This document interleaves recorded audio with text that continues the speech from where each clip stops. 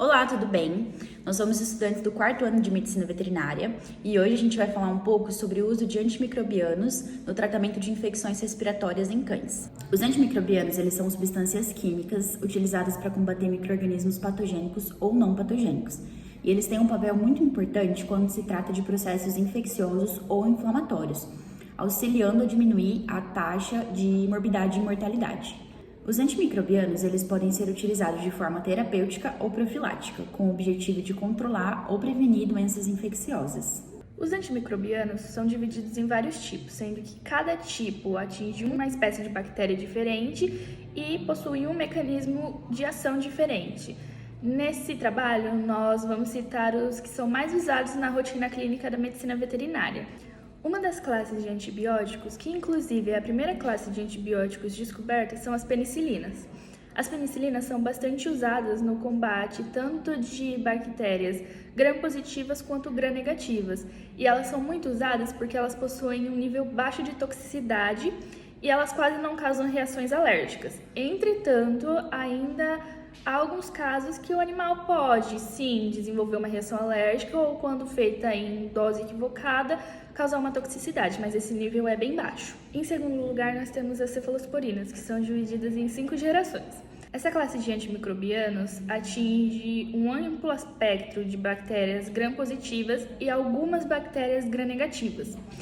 E ela tem capacidade de agir em vários sistemas diferentes, como o trato urinário, sistema tegumentar, respiratório, e ela também possui um baixo nível de toxicidade.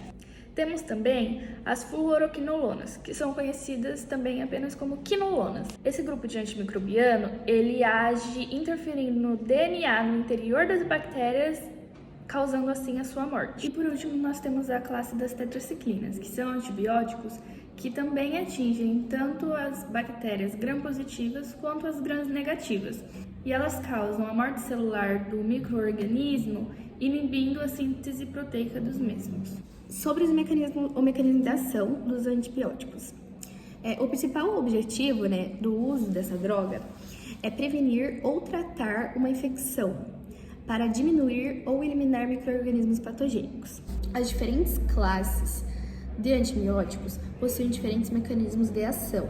Elas podem ser bactericidas ou bacterostáticos.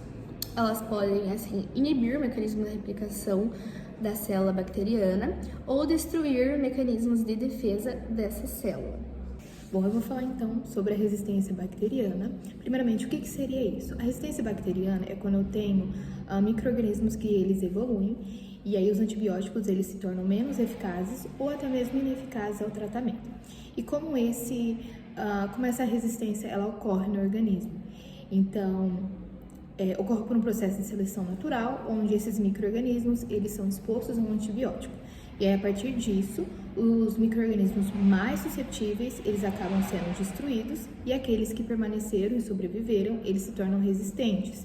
E aí eles passam seus genes de geração em geração através da replicação. E qual seria a causa da resistência bacteriana? Principalmente pelo uso indiscriminado e exacerbado desses antibióticos a diversas doenças que não necessariamente precisam utilizar esses antibióticos, e aí ocasiona então a ineficácia do tratamento. Isso então pode gerar alguns danos para a saúde pública e perpetuar esses micro-organismos, causando então a resistência bacteriana.